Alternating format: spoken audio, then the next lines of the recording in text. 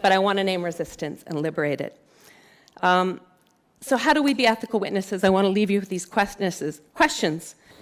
As there are witnesses in violence and abuse who do nothing to intervene, how do we not replicate this harm in our work and in the court systems? What is it to move toward embodied, relational, and reflexive listening and witnessing?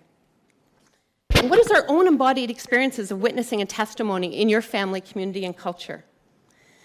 So I want to tell you there's a great article by Doris Loeb who is talking about the Holocaust and testimony. And there was a woman who gave evidence in there about the number of chimneys that blew up. And someone said, it was actually a psychologist, she was saying, well, that's not how many chimneys blew up, so therefore she lied, or it was wrong. Of course, we know there were chimneys that blew up. And what Doris Loeb said was, the woman was testifying not to the number of chimneys blown up, but to something else more radical, more crucial, the reality of an unimaginable occurrence. She testified to the breakage of a framework. That is historical truth. Similarly, the complainant, Catherine Borrell, in the Jian Ghomeshi case, who made a statement outside of the court, said, quote, I was prepared to forgo the trial. It seemed like the clearest path to the truth. A trial would have maintained his lie that he was not guilty, and it would have further subjected me to the very same pattern of abuse that I'm currently trying to stop. I always try to attend in all my dynamics that I'm not in any way replicating the patterns that I know exist in abuse and violence. Absence of choice, absence of consent, and meeting someone else's needs, not my own, where I'm not centered. So if in all of our acts we try to think about not replicating violence and harm, we have some work to do. So I like to consider, I'll leave you with some of the alternate spaces that I have moved in. I've been part of doing groups, community groups and community on reserve, urban spaces. And I feel like if the circle is that piece of ceremony we can reclaim until the other ways of witnessing violence are returned or remembered or re-honored, then that's maybe why in of itself it's of value. In all of our families and community contexts, we weave and tell stories of violence, of resistance, and healing. We are telling in order not only to share about the violence, but to change it. So we need to honor those who come forward as truth tellers and as activists in that moment. And I think I'm probably ran out of time. I'll end with two words. Diane Million, Indigenous feminist, says that our voices rock the boat and perhaps the world. They are dangerous.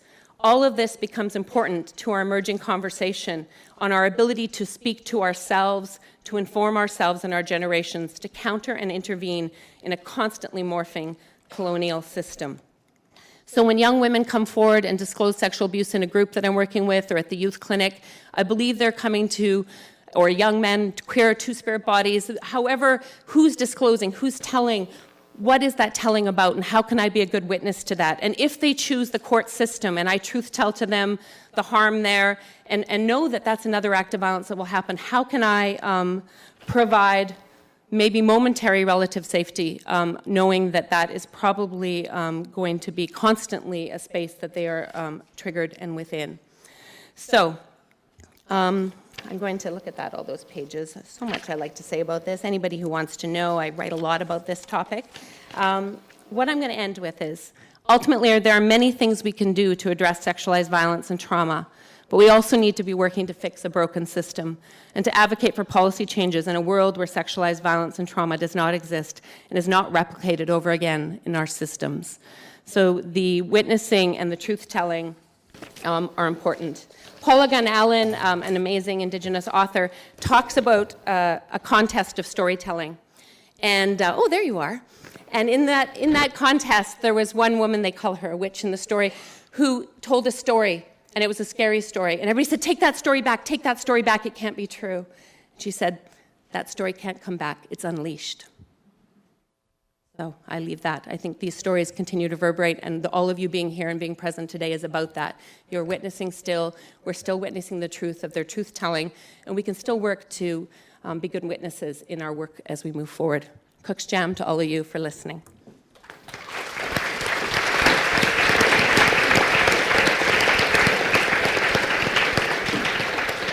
Thank you, Natalie, and thank you to our wonderful panelists together. I'm frantically scrolling through these marvelous questions, and I think I'm going to start with 3 of the questions and then take some from the audience. But first, I'm going to ask our panelists, as Jennifer gets her mic fixed, if there's one short thing you want to say that takes us out of this part of our agenda, our program, and into the question and answer period. So Jennifer, I'll go to you. Well, I guess two things that really stood out for me from what Lucia and Natalie said were the idea of sexual assault perpetrators having many accomplices and the violence that the justice system itself can do. And, you know, in that sense, I think we can see the justice system as one of the accomplices in the violence that's being done to survivors of sexual violence. And for me, it's a huge priority to try to figure out how we deal with that. Great. You're next in the Yeah, I seating mean, I order, think the only piece Natalie. I just had a lot to say was that I worked with really good people in all the sites, police officers, Crown Counsel, who tried to, are working to do this, and I really saw the impact on their bodies, some leaving on stress leave. One RCMP officer was actually moved. She was the one that supported the girls that came forward in the Ramsey case because they were called teenage hookers, and she was moved to a remote community in Quebec, and I interviewed her after. So just to recognize there are actually backlashes throughout as we stand as witnesses and truth tellers, and so but that's okay. As I think Cindy Blackstock says, we all got to get in there, and there are risks associated with truth telling, and so being a good witness also invokes that. Yeah, just sort of following up, what struck me is what happens when we deconstruct the idea that there's a right path to take, that there are many paths to take, and some of the ones that we think are going to achieve justice may involve great harm and great risk. And so how to not to individualize trauma, but to individualize the process of going through the system to attend to the intersections that culminate in an individual and their experiences in their bodies. Thank you. So I'm going to do a sort of melange of some of the top questions, and then I will come to the floor to have questions from those of you who don't have an opportunity to type it in.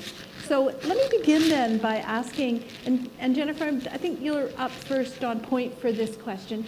There are a lot of questions about some of the details, the terminology around sexual assault trials. And so I've pulled out a few things that I'm going to ask you and the other panelists, if you like, just to elaborate a bit on for the audience. So a number of people are curious about the rape shield law, both what it is and how it was or wasn't relevant in the Ghomeshi trial. People are also curious about the relevance of letters attesting to character, such as those that were in the American case, the Stanford sexual assault case. There were 3 letters in that case, one from the convicted sexual assaulter's father, one from his friend, and then one from the survivor herself. So where those fit into the process has a lot of people curious about. And then also if you could just talk a bit about the role of expert witnesses. So 3 things, maybe leading off with the rape shield law, and if you can sneak in, let me add this as well, post-incident or post-assault conduct or contact as the first piece of this larger unpacking of some of the legal elements. Okay. Yes, I'm sorry if I went too fast with some of that stuff. But I'm so glad to have an opportunity to go into a bit more detail here. So again, the rape shield law is a section of the criminal code which provides that the complainant's sexual activity with either the accused or any other person is not relevant to issues of consent or credibility. And that's whether that sexual activity took place before she was sexually assaulted by the accused or afterwards. The reason that section wasn't directly relevant in this case, in the Ghomeshi case, is that the complainant's contact with Ghomeshi after the fact, except for one incident, would not constitute sexual activity. They were more in the nature of emails, letters, photographs that were sent to him.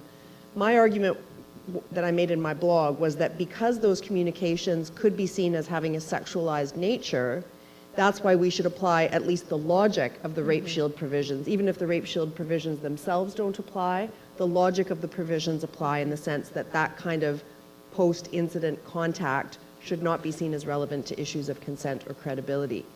The reason I think the judge actually allowed the evidence in this case is because the complainants had said they didn't want anything further to do with Ghomeshi, and then it came out that they had had this contact with him afterwards. And so I think, unfortunately, because there was an inconsistency in the way they had portrayed things, that did make the evidence relevant in this case. And that, I go back to my point that if they'd been properly prepared, that need not have happened. As far as character letters are concerned, those normally only come out at the time of sentencing. So it would be the case that the accused has already pled guilty or has been found guilty after a trial. No one can try to bolster their credibility in the context of a sexual assault trial by leading evidence of good character. So it's only at the stage where the judge is considering, do I send this person to jail? If so, for how long? That's when letters of good character can be seen as relevant. And that's also when the victim normally has a chance to explain to the court what impact the sexual violence had on them. So that's the relevance of that kind of evidence. Expert witnesses are normally only allowed to testify to matters that aren't within the common understanding of the jury or the judge. And I've heard a lot of people say, well, you know, judges and juries should know that things like post-incident contact aren't relevant to whether the victim actually consented to the sexual violence that is before the court. But I think in this case, we actually saw that people did think that was relevant. And that's why I think an expert witness could have added value in this case. I think that was everything on my list. That was a great job of remembering it all. Did either of you want to add to that, or? I think the only piece is the concept of how memory comes and details, and an expert witness would have helped with the understanding of that. So that's often construed as they lied or those pieces. But I think if there was a sense of how memory actually is impacted and how it's actually stored differently in our bodies when there's been an assault. So it actually comes back in little pieces, sometimes felt, sometimes flashes. So often they might remember something different in talking to a Crown than they did to a police, because it's not that, you know, or even something that contradicts. And that's the nature sometimes of the way memory unfolds. And I won't get into the whole thing of the false memory syndrome, but there was a lot of research done on this, and the brain research is pretty strong, even in terms of child pieces around memory. So I feel like that's a really important part around this, because it feels like letters of support are often, it seems to me, about the character of the offender, and it's probably one of the most biggest things. I mean, it's relational abuse is still the most likely to happen, and they're also always quite nice people. They're ministers, they're all kinds of upstanding citizens, and then character is used against the victim as the opposite way. It's almost like those letters are employed in court. Her drug use, her sexuality, her sex trade work, or his or her, those kind of their spaces. So I just think that those letters are always actually being employed, even if we don't talk about them formally, but they work in different ways, and I think that's problematic as well. Yeah, just sort of picking up on those strands. And one of the interesting things about stories about trauma, I think a lot of us, we like stories because they're predictable. We go to a horror movie because we know what the trajectory is. There's a first, second, and third act. And trauma stories completely disrupt our whole sense of genre and what a predictable story is and what storytelling looks like. So that's sort of the piece around what expert witnesses can do. And I think even for those of us who aren't in the legal profession, who look at it from a humanities perspective. As far as the other letters that have come out, what I think is really interesting is that social media has given us more access to perpetrator narratives. That Jian Ghomeshi wrote this very long Facebook post. And we still have that. That's evidence, whether it's in the court of public opinion or whatever you want to call it. And even in the Stanford case, that there's been a lot of outrage about his letter, his father's letter, the friend's letter, the guidance counselor's letter. There's like a whole series of letters. But I think those are really valuable documents, because I think that they can show us how people rationalize this. So often I think we hear a lot from victims and survivors about what their experiences are, and we sort of discredit them in similar ways as well. But I think that we can learn a lot from how people justify their own behaviors. Forensic linguists are going to have a field day with those letters, just going through and seeing how people tell those stories. I know in Brock Turner's letter, he uses the pronoun I throughout the whole thing. And Brock Turner is the person who was convicted of sexual assault in the Stanford case. And he uses the verb want. I want, which is sort of very telling, sort of in the context of how he frames it. So those documents are very difficult, and even the one, you know, by the Stanford survivor, they're just really hard letters, but I think that as an archive, we're lucky in the sense that now with social media we have access to that, and we can keep referring back to them and so that we don't forget it. And that actually, your answer, Lucia, brings us to the next question that I was going to ask, and one that's high on the list here, and that is, how do we get more men involved in the conversation? So a number of you in your online questions observed how few men there are in the audience and how no men there are on the panel. And the question was asked in different ways about how do we involve men in the conversation, how do we get men to listen to women's experiences. So let me turn that question then back. And Natalie, can I start with you in the middle of the three? Yeah. Well, for me, in my receiving of disclosures, especially of childhood sexual abuse and assault on bodies, statistically, it's quite close. But when we get into adult, there are different points and ages where risk is higher.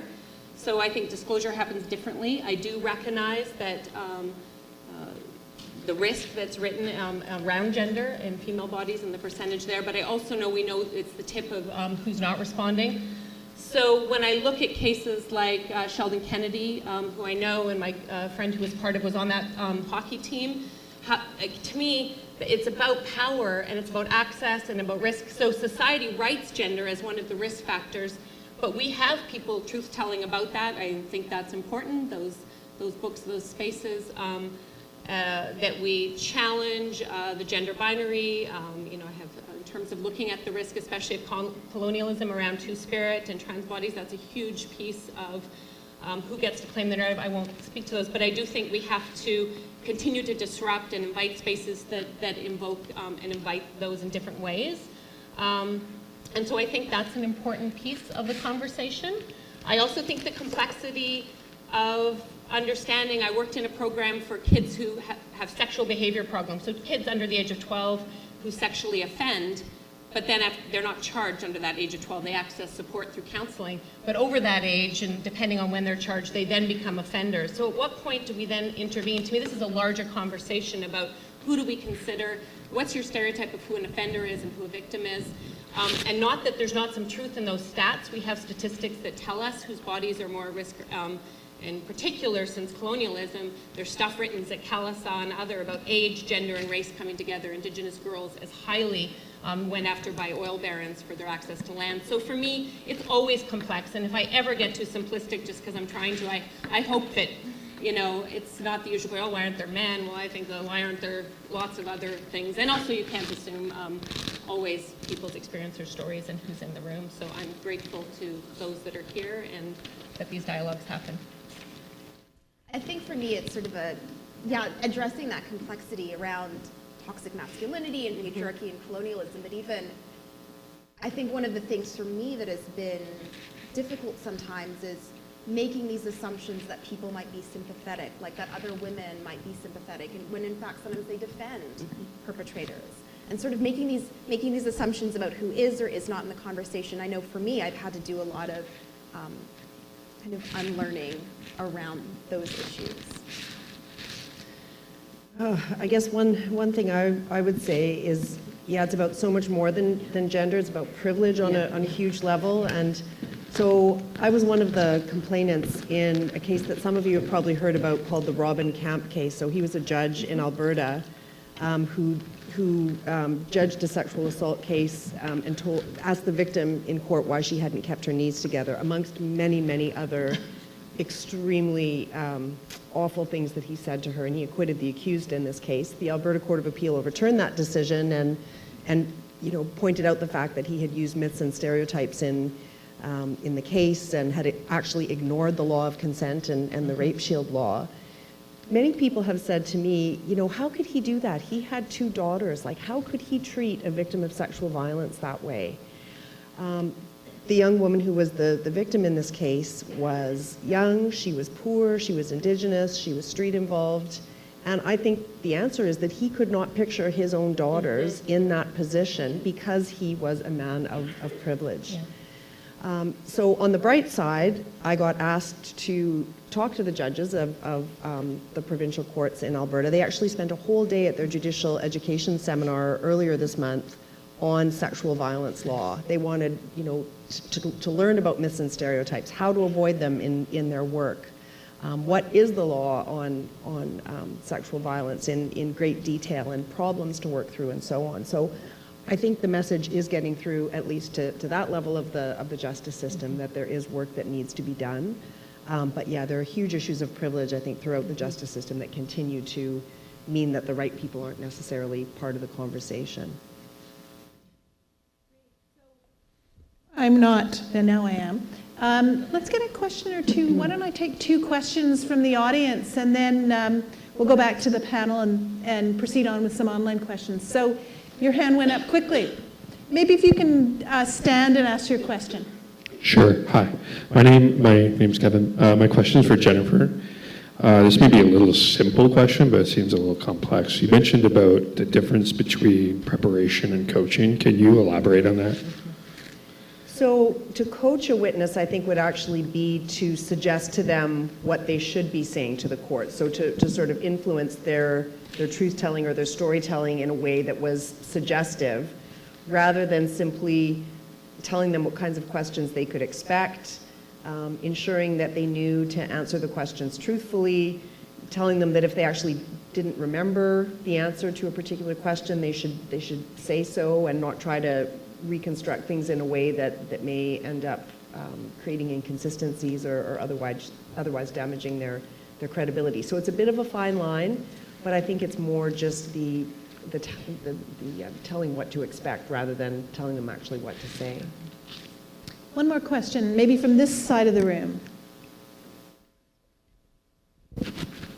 So, pardon my English first. I was wondering why this conversation is only around women, because men can also be subject to sexual violence, especially in prison population. That's just my question.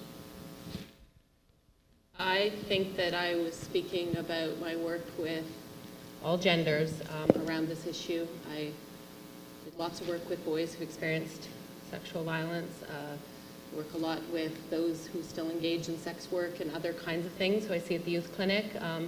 And so sometimes those incidents are there, and I think, no, we need to tell those stories. So I think sometimes if that's the taken for granted, it's just what happens. It's like when we talk about it here at UBC, who do we think of? We think of a student. When we have staff, we have faculty, sexual assault happens in all spaces. And so I think that it's this myth that flows that automatically assumes the gender, age of, and if we look at it instead about privilege and power and the spaces where violence happens and access, then we can talk about it in different places. So then it moves in different ways. Coaching, I mean, when you look at where the stats are highest in different genders, it often has to do with those kinds of places. It made me a very paranoid childcare hirer because for 10 years I took every sexual abuse disclosure in Burnaby and New West and referred it to a counselor, and so I knew every site where it happened, and made me not want anybody to ever babysit or go anywhere, and of course that's not the case. And so it's just, for me, I think there are lots of these kind of forums to hold. Right now we have a case that's come forward, and I think it's important to say, whose cases get to go forward, and I think that is important. We know there are many, many, many, much more larger percentage that don't. And that doesn't mean they're not truth-telling and they're not being witnessed. I guess that's the other point I want to say, is I think we have all said there are other spaces of justice and of courage, and we can transform those, and we need to create those spaces that are where they might want to envision what that means. Absolutely, and I think that the way that we talk about sexual violence often is that we identify a lot of people as being very vulnerable to sexual violence, which is obviously very problematic. But to suggest that some people are somehow incapable of being harmed is also a form of violence because it denies their experience. And I think that even in terms of, I remember during the Ghomeshi thing, people were like, hope something happens to him in prison. And I'm like, that's not good feminism. That's really problematic. And there's an organization called Just Detention International, and they're very focused on addressing sexual violence in carceral spaces. And obviously that, if we think about who gets incarcerated the most, in terms of gender, in terms of class, in terms of race, then we're thinking about those stories that we don't hear the most. And I Okay. also think those questions are important to ask. Why do we ask? I mean, I'm often in these spaces and that gets asked, and so I think that's important that we sit with. Sometimes just, I like to consider why certain questions get raised and other ones don't. I'm going to take one more audience question, and I'll go to the woman in the front row here. Hi, my name is Devin. Do you want to, Devin, just wait for the mic, which is going to be there in a second. Good evening, my name's Devin. One of the things we've started to hear more and more about in social culture is victim blaming. But on the flip side, can you talk about victim vulnerabilities?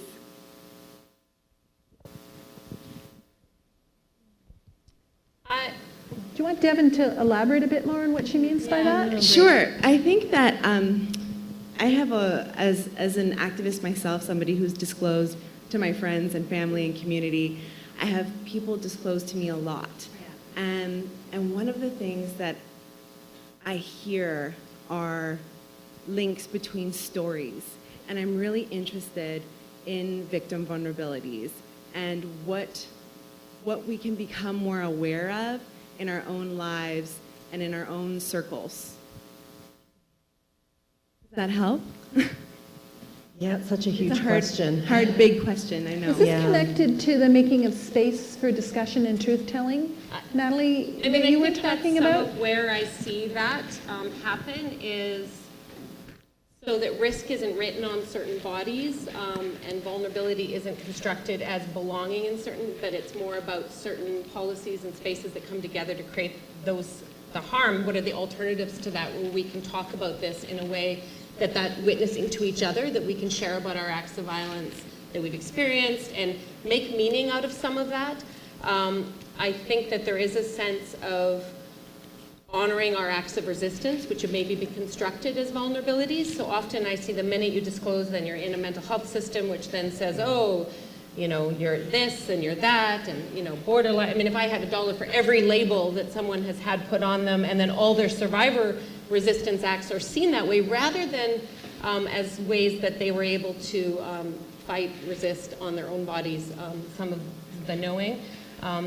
And I think, I keep thinking of we deny the knowledge, this is where I do come back to what we know, our gut feeling, or I think of that book, The Gift of Fear, where, you know, we interviewed people who'd escaped sociopaths to sort of see like what their gut was saying, or those moments where we override. And I remember what stood out for me is just that sense of politeness or nice, like, oh, let me help you with the bags. No, no, no. Like someone not listening to my no or overriding it. Or the work of Safe Teen, where they work with males and females around, you know, the hard house versus the soft house. I mean, I think there are different ways that we can look at, but I don't ever want vulnerability or risk constructed in individual bodies, because that's usually about context and colonialism, patriarchy, those things. But I guess for me, I'm open to speaking about them when it's alongside also the strengths and resistance of just honoring that act of naming to whoever, including yourself, in your dream, in your journal, to your friends, to me is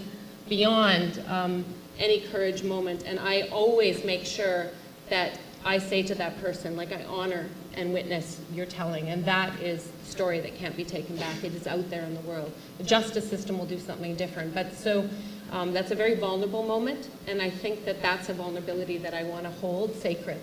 And maybe the word sacred is an important word to bring into this, that are our spiritual spaces of connection and that are much beyond anything we can do are important. I don't even know if that got at what you were looking at, but I'll let someone else give it a shot. Well, actually, I was going to take the chair's role and intervene just to say we're sort of right up against time, and there are two last questions. And Jennifer, if I can, ask you if you can very quickly just say something about a sexual assault court, a specialized court. So there have been a lot of questions about that tonight. And then Lucia, there are a raft of questions about what can we do on this campus. So maybe after Jennifer speaks, can I give you that, and then we'll wrap up. So Jennifer. So a specialized sexual violence court, there aren't any in Canada at the moment, but there are some in other jurisdictions like South Africa. It would be like specialized domestic violence courts in the sense that it would still be part of the regular court system, but you would have specialized judges and prosecutors and police. You would have special supports in place for survivors who were going through the court system so that they would have those supports when they were testifying in trial, when they were getting prepared for trial, and those sorts of things. There would probably be protocols and policies around things like sentencing and the extent to which peace bonds and other kinds of alternative measures have been used. And I think what domestic violence courts have shown anyway is that they really do improve the justice experience, particularly for complainants. They've been a bit more controversial from the defense side because the allegation is sometimes that if you get all those specialized personnel, the accused won't have the same sort of right to a fair trial. So I think if that sort of initiative were going to be explored, you'd need to have all stakeholders involved in the conversations about what the court would look like, including defense counsel, because you want to have buy-in from those lawyers before you would strike that sort of court. But I certainly think it's an idea worth exploring. Oh gosh, safer, feel safer. Are there lessons to learn from the Ghomeshi trial? Generally, what should our campus be doing around this issue? Yeah, I mean, I've with Natalie, we've spent the past few months on this expert panel thinking about all of these things and feeling like we still have unresolved issues. I mean, on the one hand, we need to have systems in place. Policies are important. Counseling staff is important. Like, there are these very concrete things within the institution. But universities are themselves, as we know, often places that are themselves sort of inherently colonial, and they have these structures around power. And so I also, in addition to these formal structures, want a community where people will hold space for each other. You were talking about the fact that, you know, like sometimes we go into these processes and we know it might be violent, and we kind of stand by and we witness that. And how can we, in our own small interactions with people as teachers, as fellow students, as staff and faculty, create an environment where it's even okay to speak about it? I think that this is it's such a hard question, and I'm such an optimist and such a cynic, and they're sort of equally balanced. I'm like, no, this is not working, and then I'm like, oh, it's going to be amazing. So I don't know what the answers are. I just know that even in being in a room like this and listening to this conversation, to me that suggests that you may be a safe person that somebody might disclose to, because you're participating in this conversation. And so how can we share these lessons with people who may not be here? And how can we, I find myself wanting to have sort of this institutional work, but also this work that is grassroots and community-based, and then that extends into our daily lives as well. And one of the hard things is that, I mean, I say this as a recently graduated student, there's a lot of activists on this campus, but we leave, we graduate. This institution is what holds the memory. So how can we get our institution to hold on to those memories and really to witness those stories? Thank you. Well, so this is your moment to take a minute and leave the audience with your one takeaway point.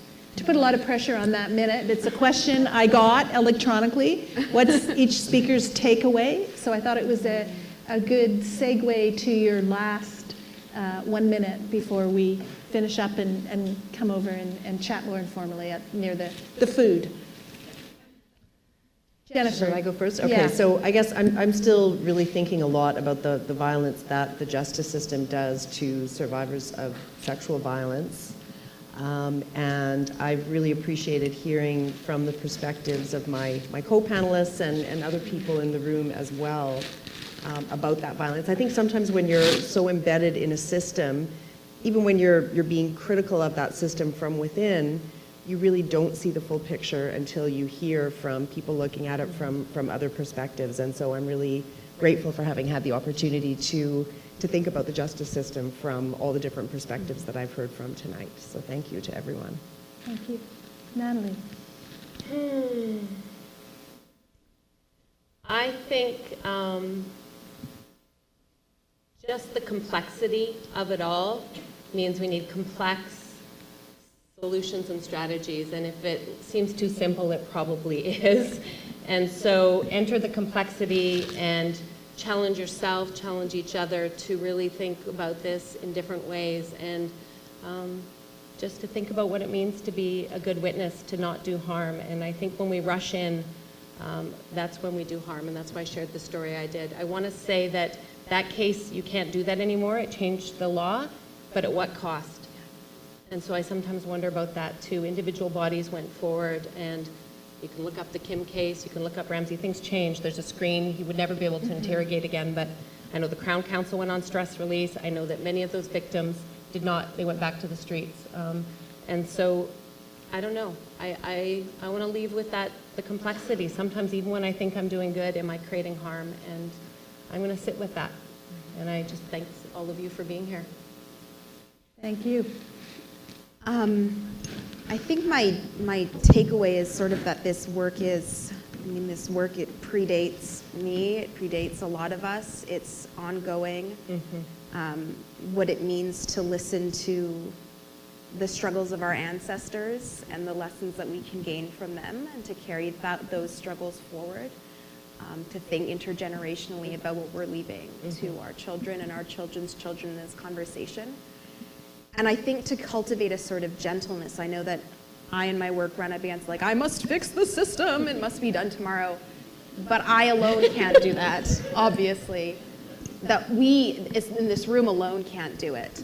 And that we need to be gentle with ourselves in the moment where maybe we do cause harm, we don't witness enough, where we expend all of our energy and find ourselves drained. And so how to replenish that and replenish that in each other. Thank you. Well, I do want to thank our panel, but first I want to thank you, the audience, for a number of things, for being here, for giving such careful attention to the panel, for your absolutely fabulous questions and upvoting online, and as well for the questions we got from the audience. It's really been so wonderful to have such a fabulous turnout and such really substantive engagement through this device with your questions and thoughts about the panel, so thank you. But now, please join me in thanking the panel, Lucia, Natalie, and Jennifer. Thank you.